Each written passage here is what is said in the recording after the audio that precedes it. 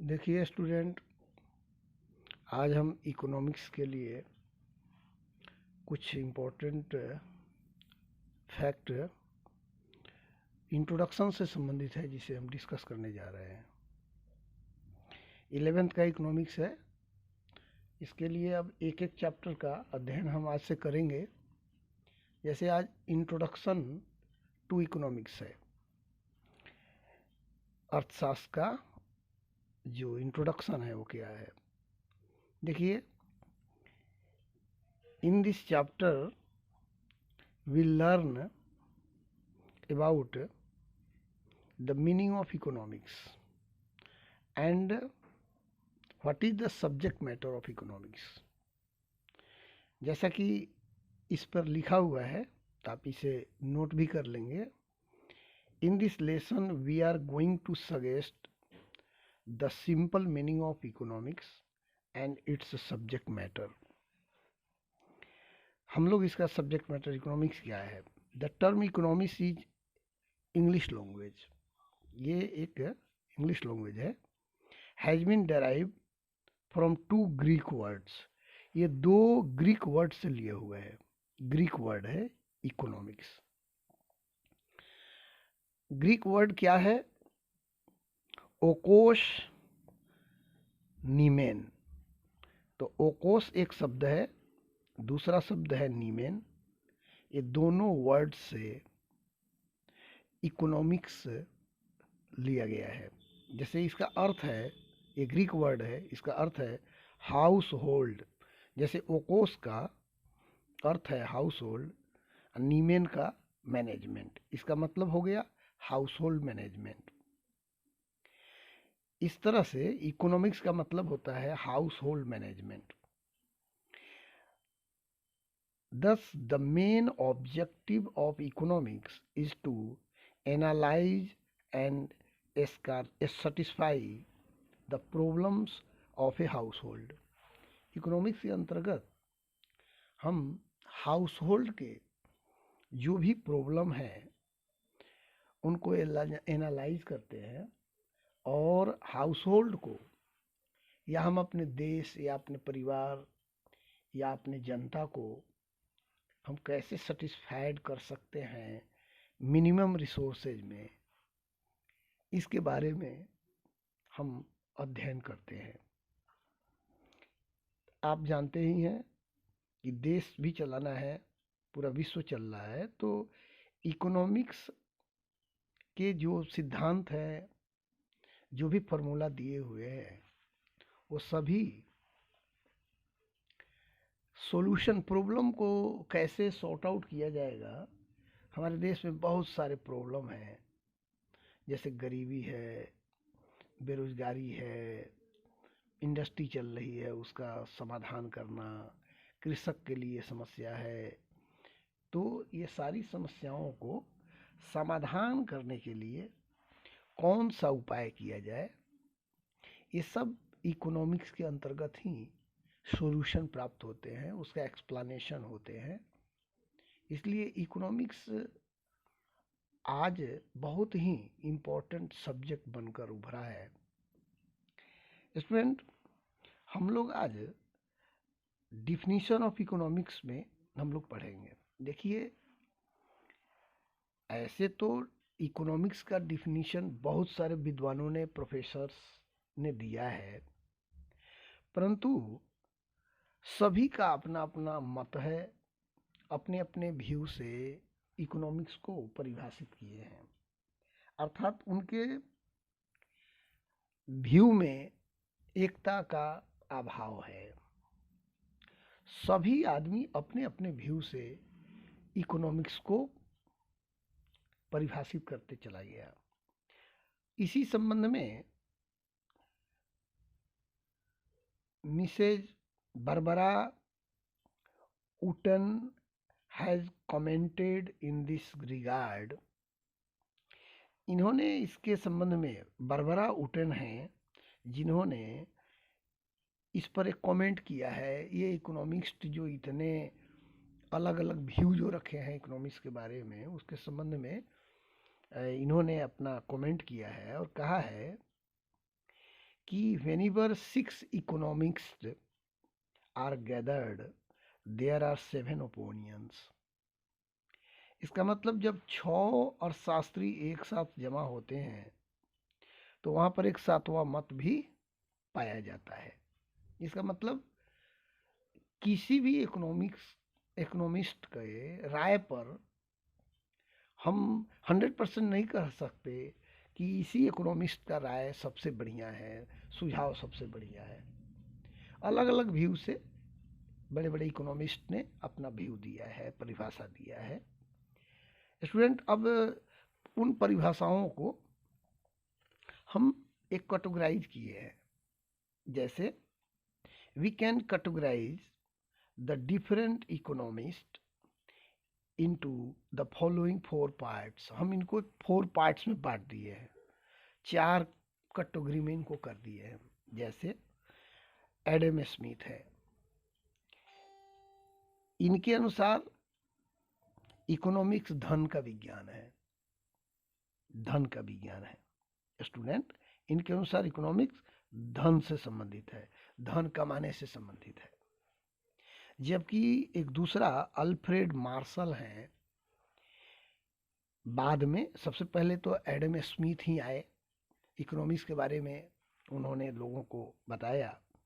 इसीलिए student Adam Smith को father of economics कहते हैं, फादर ऑफ इकोनॉमिक्स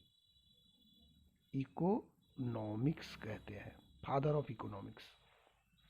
क्योंकि सबसे पहले एडम स्मिथ ही अर्थशास्त्र की परिभाषा दिए और उसके बारे में लोगों को इसके जान पहचान कराए, इकोनॉमिक्स और अर्थशास्त्र के बारे में।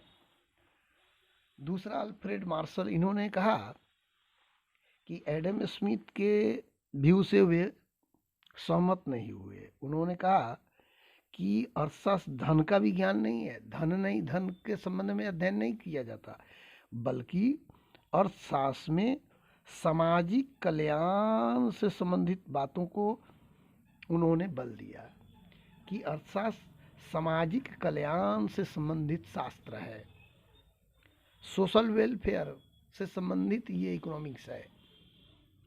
उसके बारे में उन्होंने व्याख्या की। फिर उसके बाद एक और इकोनॉमिस्ट आए, लियोनेल रॉबिन्स आए। इन्होंने कहा कि ये जो एडम स्मिथ ने परिभाषा दिया है वो ठीक नहीं है, क्योंकि अर्थशास्त्र धन का विज्ञान नहीं है, धन से संबंधित अर्थशास्त्र में नहीं, सामाजिक कल्याण से संबंधित भी जो मार्शल का व्यू था उसको भी उन्होंने इनकार किया। और उसके बाद उन्होंने अपना मत व्यक्त किया कि अर्थशास्त्र में हम स्केर्सिटी के बारे में अध्ययन करते हैं, अर्थात अभाव के बारे में, कमी के बारे में, अर्थात रिसोर्सेज कम है, हमको हमारी रिक्वायरमेंट ज़्यादा है, हमको उसके लिए उत्पादन करना है, बहुत लोगों के लिए उत्पादन करना है। अभाव न होता तो अर्थशास्त्र का कोई मतलब ही नहीं है। अभाव को ही मेंटेन करने के लिए, अभाव के कारण ही अर्थशास्त्र का महत्व है। उन्होंने कहा कि अगर हमारे पास सफिशिएंट पैसा हो तो फिर तो इतने साइंस की ज़रूरत है, ये सब अर्थशास्त्र की ज़रूरत क्या है? जैसे मन करे वैसे करेंगे, सब लोगों के पास पूरा पैसा होगा, कोई प्रॉब्लम ही नहीं होगी, तो फिर अर्थशास्त्र की ज़रूरत क्या है? क्या ज़रूरत है इसकी डिस्कस करने का? हाँ, हमारे पास अभाव है, हम अपनी आवश्यकताओं की पूर्ति नहीं कर पाते हैं। यही कारण है कि हम कैसे अपनी आवश्यकताओं की पूर्ति करें, कैसे सीमित साधनों में हम अपनी आवश्यकताओं की पूर्ति करें, इसके लिए अर्थशास्त्र में उन्होंने बहुत सारे बातें बताई है और उन्होंने वर्णन किया है। तो उनका कहना है कि अर्थशास्त्र स्केर्सिटी से संबंधित है। अब स्टूडेंट, एक और पॉल ए सैमुअल्सन, इन्होंने अर्थशास्त्र को ग्रोथ ओरिएंटेड बताया है। हम इसको वेल्थ ओरिएंटेड भी कह सकते हैं, सोशल वेलफेयर ओरिएंटेड कह सकते हैं, या सोशल ओरिएंटेड, स्केयरसिटी ओरिएंटेड कह सकते हैं। और पॉल ए सैमुअल्सन के अनुसार अर्थशास्त्र ग्रोथ के लिए अर्थशास्त्र की जरूरत है। जैसे हम कितना भी कमाएं और अपने साधन का कैसे उपयोग करें, ताकि अगर ग्रोथ ना कर सकें तो फिर धन कमाना, धन के लिए कोशिश करना ही बेकार है। तो इसका मतलब इन्होंने वृद्धि, समृद्धि पर जोर दिया, ग्रोथ पर जोर दिया। और उन्होंने कैसे हम समृद्धि प्राप्त कर सकते हैं, कैसे हम, तो ग्रोथ ओरिएंटेड पर इन्होंने बल दिया है। स्टूडेंट, मुख्य रूप से देखिए इसमें अर्थशास्त्र की परिभाषाएं कोई भी एक दो आप याद कर सकते हैं, परंतु इसके चक्कर में सभी की परिभाषा रटने लग जाए, इतने समय बर्बाद करने की ज़रूरत नहीं है। परीक्षाओं में जो पूछे जाएंगे कि Adam Smith, who is Adam Smith, आप कह सकते हैं फादर ऑफ इकोनॉमिक्स है, और इन्होंने धन से संबंधित अर्थशास्त्र की कल्पना की और उसके बारे में बताया है इस तरह से। अब आ जाइए स्टूडेंट, ह्यूमन एक्टिविटी के बारे में बात करते हैं। इंपॉर्टेंट फैक्टर पर हम बात करेंगे इस चैप्टर में। ह्यूमन एक्टिविटी, मनुष्य दो प्रकार की क्रियाएं करता है। एक तो non economic activity. Non economic activity में कौन कौन एक्टिविटी है? जैसे सोशल एक्टिविटी है, सामाजिक एक्टिविटीज है, रिलीजियस एक्टिविटी है, रिलीजियस एक्टिविटी है, चैरिटेबल एक्टिविटी है, जैसे दान वगैरह करना, धार्मिक कार्य में बिजी रहना, समाज के कल्याण के लिए दिन रात लगे रहना। या पेरेंटल एक्टिविटी, जैसे फादर मदर या गार्जियन लोग दिन रात बच्चों की सेवा में लगे रहते हैं, इसको पेरेंटल एक्टिविटी कहते हैं। उनको, फादर मदर को जो क्रिया कर रहे हैं, जो एक्टिविटी कर रहे हैं, ये नॉन इकोनॉमिक एक्टिविटी है। इससे उन्हें कोई रुपया प्राप्त नहीं हो रहा है, कोई धन प्राप्त नहीं हो रहा है, बस सेवा भाव में बच्चों का सेवा भाव हो रहा है, उनको पालन पोषण किया जा रहा है। तो स्टूडेंट, उसी में उनको आनंद की प्राप्ति हो रही है, उसके लिए उनको कोई धन प्राप्त नहीं हो रहा है। ये सब नॉन इकोनॉमिक एक्टिविटी कहते हैं। अब आ जाइए इकोनॉमिक एक्टिविटी। ऐसे इकोनॉमिक एक्टिविटी जनरली जो कॉमर्स के स्टूडेंट है वो जनरली पढ़ा ही है, ये बिजनेस स्टडी में भी आप लोग पढ़े हैं, परंतु अर्थशास्त्र में भी इकोनॉमिक एक्टिविटी है। मुख्य रूप से जो इकोनॉमिक एक्टिविटी है स्टूडेंट, वो कितने हैं ये देख लेते हैं। हम लोग अर्थशास्त्र में जो इकोनॉमिक एक्टिविटी है उसमें सबसे पहले है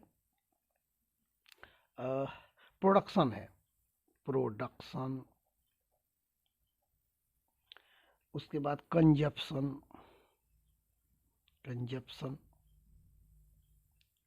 डिस्ट्रीब्यूशन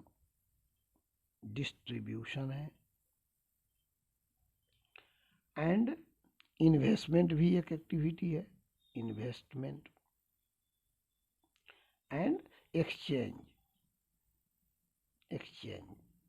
स्टूडेंट, अर्थशास्त्र में इकोनॉमिक एक्टिविटी को हम लोग ज़्यादा तरजीह देते हैं।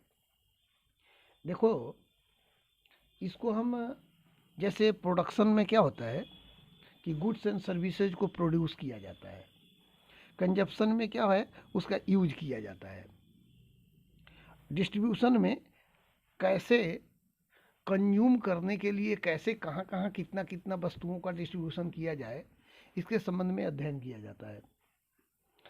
और इन्वेस्टमेंट का मतलब हो गया किसी योजना में, किसी कंपनी में कुछ पैसे लगाना, जैसे मुकेश अंबानी या बड़े बड़े धन्ना सेठ लोग जो हैं वो क्या करते हैं कि इन्वेस्टमेंट करते हैं।